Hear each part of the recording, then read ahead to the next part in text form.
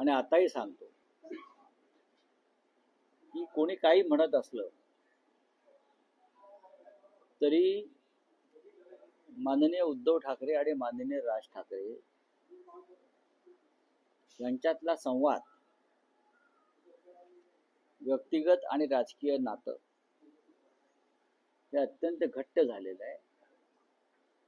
आणि अगदी स्पष्ट सांगायचं, कोणी कितीही देव पाण्यात बुडून बसले असले तरी बात बहुत दूर तक चली गई. माघारीचे दोर नाही जाता, बात बहुत दूर तक चली गई.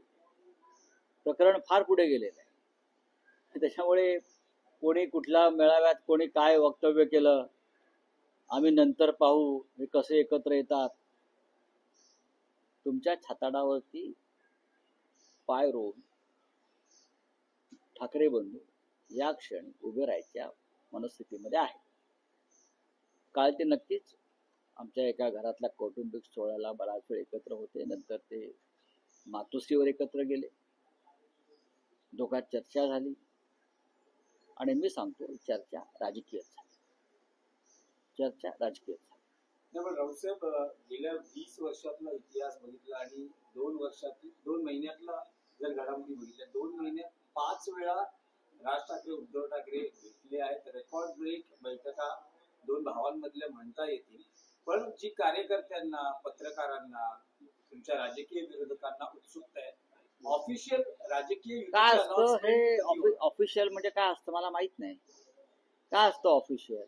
ऑफिशियल म्हणजे 2 जण एकत्र मिळून निवडणुका लढणं याची घोषणा होणं, करू ना, किती लढवल्या जातील याची घोषणा करू.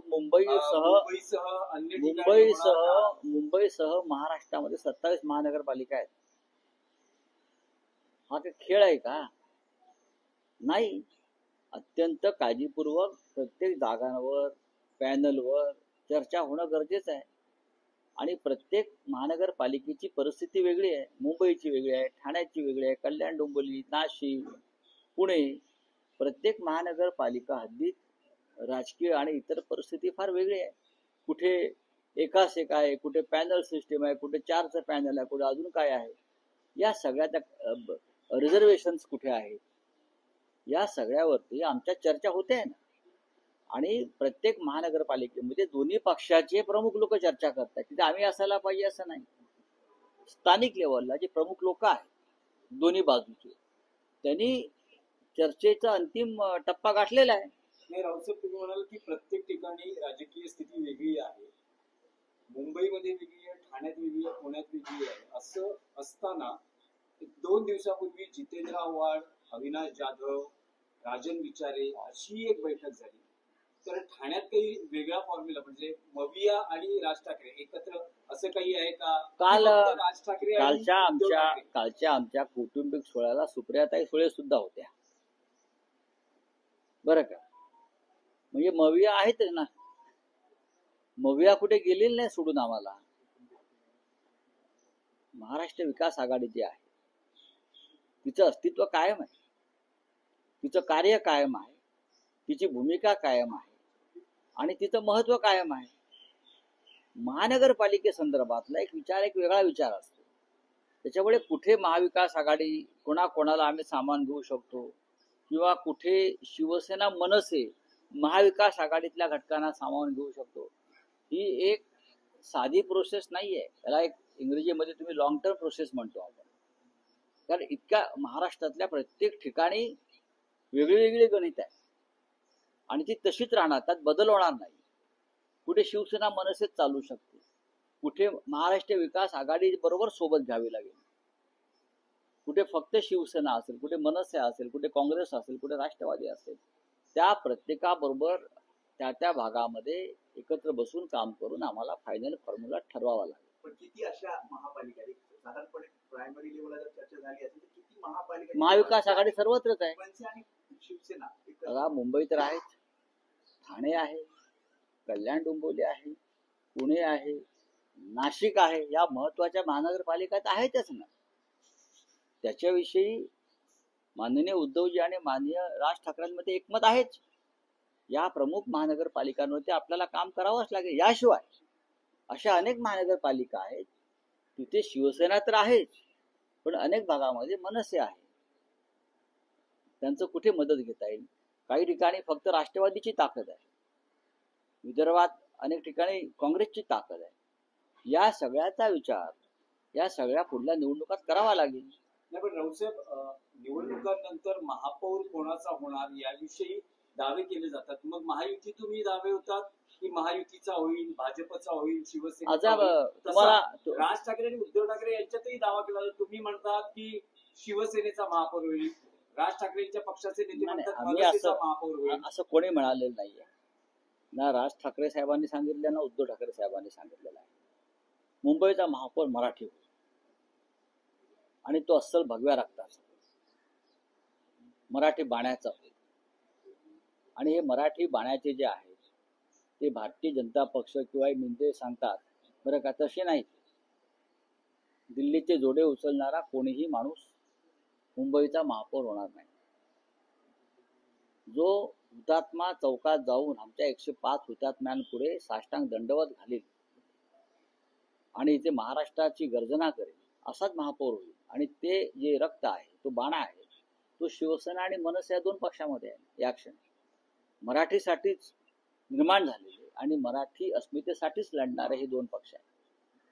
त्याच्यामुळे कोणी चिंता करू नये कुठला महापौर होईल तो आमचाच महापौर होईल. आमचा म्हणजे आमचा. मी हम या शब्दाने बोलतो. म्हणजे ठाकरे बंधूंचा. हो, ठाकरे बंधूंचाच होणार महापौर ना. तर ही युती फार वेगळी आहे. दिल और दिमाग से बनी हुई युती है. फक्त राजकीय युती नाहीये. तन मन धन हे दिल और दिमाग अशी युती आहे. राऊतसाहेब, मनसे हा पक्ष महाविकास आघाडीचा भाग म्हणून त्याचं स्थान असणारे अधिकृत का फक्त शिवसेना आणि मनसे? एक लक्षात घ्या, या प्रश्नाचं उत्तर मनसे प्रमुख माननीय राज ठाकरे देऊ शकतील.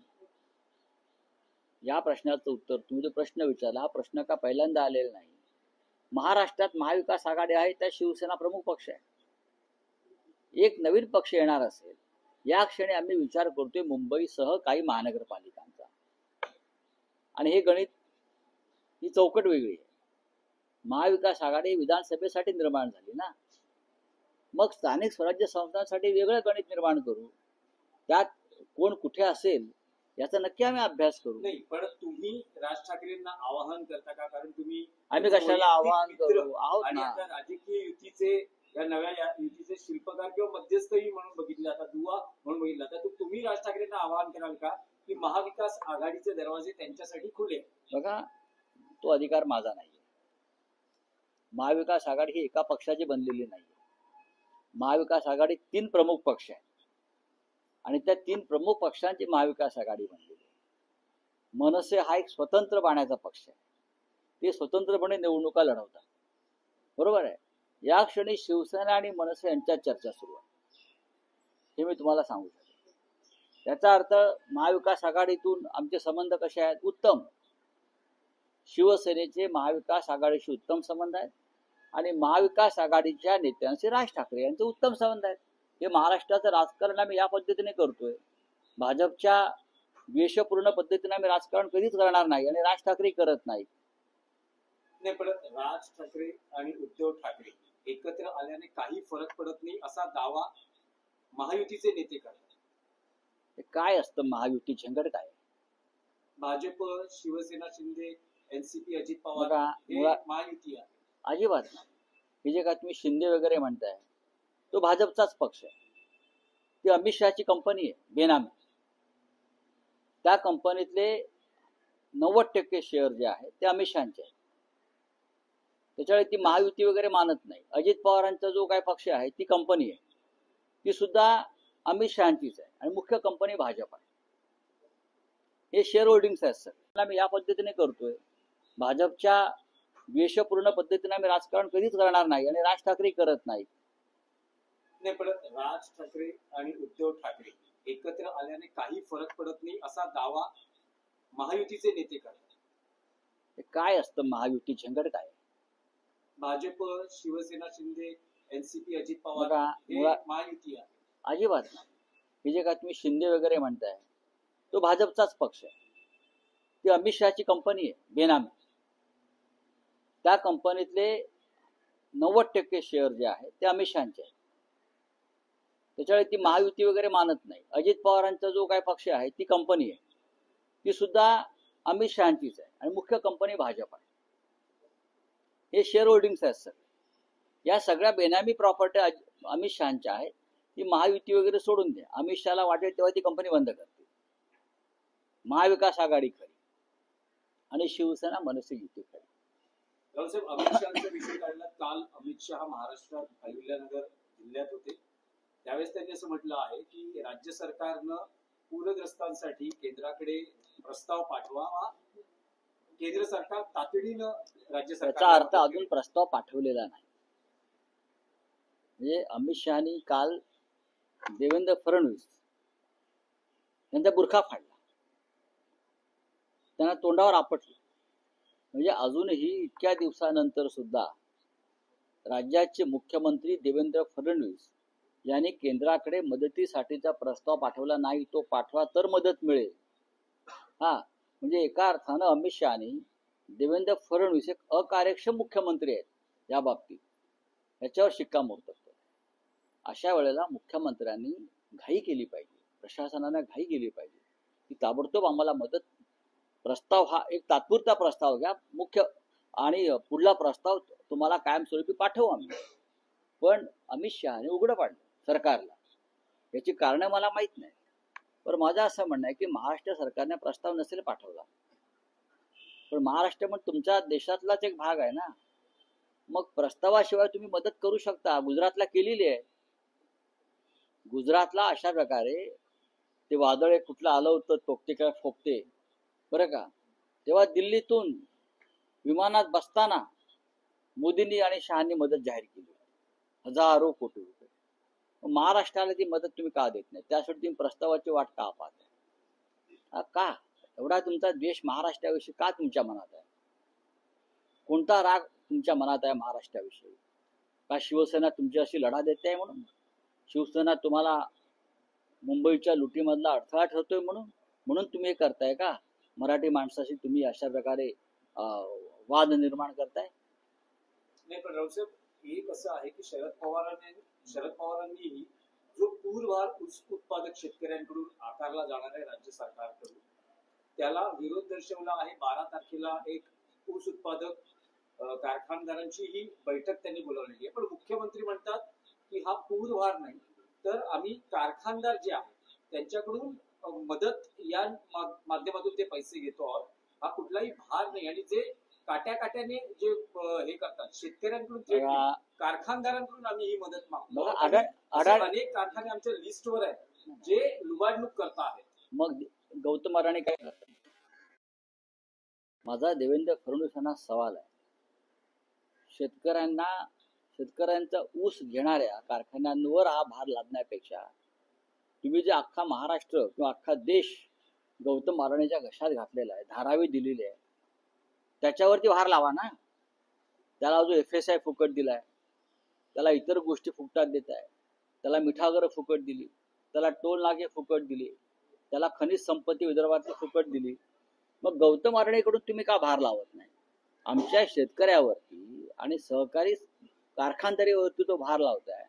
त्यापेक्षा तुम्ही गौतम अडाणी, अंबानी यांच्यावर भार लावा, जे तुमचे लोढावर भार लावा ना. तो कंबोजवर भार लावा.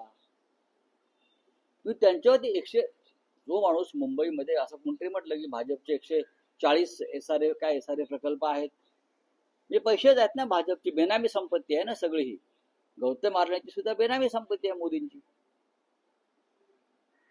त्यांच्यावर का भार लावत नाही तुम्ही? शेवटी शेतकऱ्यांवर भार लावता, कारखानदारावर भार लावणार. तो कारखानदार शेतकऱ्याकडनं वसूल करणार. तो का त्याच्या खिशातला का धोत्रातला देणार आहे? काय त्याच्या धोत्रात? राज्याच्या मुख्यमंत्र्याला समजायला पाहिजे की आपण काय करतो. मुंबईतल्या बिल्डरांवर भार लावा, मराठी सगळ्या मुंबईची तुम्ही इथे लुटून आपापल्या राज्यात पाठवताय ना, गुजरातला पाठवताय, कोणी इतर राज्यात पाठवतायत, त्यांच्यावर लावा ना भार. हिंमत आहे गौतम अडाणीवर भार लावण्याचा? हा सांगा गौतम अडाणी, तुम्हाला महाराष्ट्र आम्ही एवढा दिलाय, आमच्या शेतकरी अडचणीत आहे, द्या आम्हाला 50,000 कोटी. ते SRA प्रकल्प जे दिलेत तुम्ही वाटून, द्या, घ्या त्यांच्याकडून 10,000 कोटी, घ्या अंबानीकडून 20,000 कोटी. ते देऊ शकतात. तुम्ही त्यांच्यावर भार लावत नाही आणि शेतकऱ्यांवर भार लावताय किंवा कारखानदारांवरती भार लावताय ग्रामीण भागातल्या. तुम्ही या राज्याची आर्थिक व्यवस्था ग्रामीण भागाची मोडून काढता. चला, महायुतीमध्ये नेतेच एकमेकांवर आरोप प्रत्यारोप करताना पाहिलं. राजन तेली यांनी शिंदेच्या शिवसेनेत प्रवेश केला. ते नितेश राणेंवर आरोप करतात की सिंधुदुर्ग जिल्हा बँकेच्या घोटाळ्याचे सूत्रधार नितेश राणे आहेत. दुसरीकडे सदाभाऊ खोत सुद्धा सांगली बँकेचा विषय काढून सांगतात की 30 लाख रुपये देऊन जागा घेतली जाते. त्यामुळे सरकारला घडतं आहे हे सगळे बघा, सिंधुदुर्ग जिल्हा सहकारी बँकेतला तो कर्ज घोटाळा आहे. खरं म्हणजे ह्या संदर्भात देवेंद्र फडणवीस यांनी गुन्हा दाखल करून हे प्रकरण ईडीकडे सोपवायला पाहिजे. कोकणातली जिल्हा सहकारी बँक, सिंधुदुर्गाची जिल्हा सहकारी बँक, लाखो करोडोचं कर्ज ज्या पद्धतीने वितरित केलं आणि बुडवलं गेलेलं आहे, अशा प्रकारचे गुन्हे याआधी देवेंद्र फडणवीस यांनी ईडीकडे सोपवलेले आहेत. लोकांना अटका झालेल्या आहेत. का? तुमच्या पक्षामधले हे लोक तुमचे मंत्री आहेत म्हणून त्यांना एक न्याय आणि इतरांना वेगळा न्याय. राजन तेलींचं पत्र मी वाचलं. राजन तेली यांनी जे मुद्दे उपस्थित केलेले आहेत ते अत्यंत गंभीर आहे. सहकारी बँकांवर तुमचा राग आहे ना, काँग्रेसवाल्यांनी लुटलं, राष्ट्रवादीवाल्यांनी लुटली बँका किंवा अन्य कोणी लुटलं. या बँका कोण लुटताय? कोकणातल्या बँका, सहकारी बँका अनेक वर्ष राणांच्या ताब्यात आहेत. कोण लुटताय त्या? हा गैरव्यवहार कोण करताय? हे काय CM ला दिसत नाही काय? राजन तेली हे माजी आमदार आहेत माझ्या माहितीप्रमाणे, आणि त्यांनी अधिकृतपणे हे पत्र मुख्यमंत्र्यांना लिहिलेलं. पोलीस महासंचालक रश्मी शुक्ला यांनी हिंमत दाखवावी. त्यांना आता परत एकदा एक्सटेन्शन दिलेलं आहे. म्हणजे कशा करता दिलाय? मग गुन्हेगारांना वाचवण्यासाठी दिलाय. करावं ना त्यांनी. मुख्यमंत्र्यांनी याच्यावरती कारवाई केली पाहिजे. जर त्यांना खरोखर हे राज्य भ्रष्टाचार मुक्त करायचं असेल तर राजन तेलीच्या पत्रावर त्यांनी कारवाई केली पाहिजे. चला, थँक्यू. आप बोलिए. कल उन्होंने जो सेम को कहा है कि जो भी महाराष्ट्र में बाढ़ की स्थिति है उसका आगाज। अब तक केंद्र से कोई मदद नहीं मिली. इतना बड़ी बाढ़ की स्थिति है, गंभीर स्थिति है, लोग मर चुके हैं, अभी भी बारिश चल रहा है. अभी भी राज्य के तरफ से कोई प्रस्ताव नहीं आया है मदद के लिए. ये अमित शाह जी ने कहा है. अमित शाह जी ने राज्य के मुख्यमंत्री देवेंद्र फडणवीस को एक्सपोज किया कि आप निकम्मे हो. ये देवेंद्र जी का जिम्मेदारी है कि प्रस्ताव देना, मदद मांगना. अब तक अगर ये किया नहीं है और अमित शाह ने कहा है कि आपका प्रस्ताव जब तक आता नहीं है तब तक मदद नहीं मिलेगी. ये सबसे बड़ा खेल हो रहा है महाराष्ट्र और केंद्र में. आज भी मराठवाड़ा की जनता पूरी तरह से इस प्रकार से संकट में है. आज भी 2-3 डिस्ट्रिक्ट में आज सुबह से बारिश शुरू हो गई. ठीक है. राव साहब, एक सवाल है. RSS प्रमुख मोहन भागवत ने कहा है कि जो विभाजन हुआ था उसमें हमारे घर का एक कमरा कब्जे में है और उसे हमें वापस लेना है. तो लीजिए ना, आपको रोका है किसने? मोहनराव भागवत जी, आपकी सरकार है इस देश में, आपकी सरकार है, आपके प्रधानमंत्री है, आपकी सेना है और आपकी RSS की सेना भी संचालन करती है. ऑपरेशन सिंदूर तो इसलिए किया था ना कि जो कमरा है, एक जो कमरा खाली है और पाकिस्तान के कब्जे में है, वो फिर हिंदुस्तान के कब्जे में लाने के लिए ऑपरेशन सिंदूर किया था. तो आप नरेंद्र मोदी जी से पूछिए, आप राजनाथ सिंह जो रक्षा मंत्री है उनसे पूछिए कि आपने वो कमरा वापस क्यों नहीं लाया. ये भाषणबाजी बंद कर लीजिए सर संघचालक जी, ये बहुत हो चुका है. पार्टीशन के ऊपर बहुत हो चुका है चर्चा. सरकार आपकी है, सेना आपकी है, फौज आपकी है, बड़बोले नेता आपके हैं, मोदी जी आपके हैं, और सवाल जनता से पूछते हो आप। ऑपरेशन सिंदूर आपने इसलिए किया था कि पीओके, पाक ऑक्युपाइड कश्मीर जिसे आप कहते हैं, वो लोग आजाद कश्मीर गए थे, वो पूरा भारत पे लाने के लिए। आप तो हम बलूचिस्तान के साथ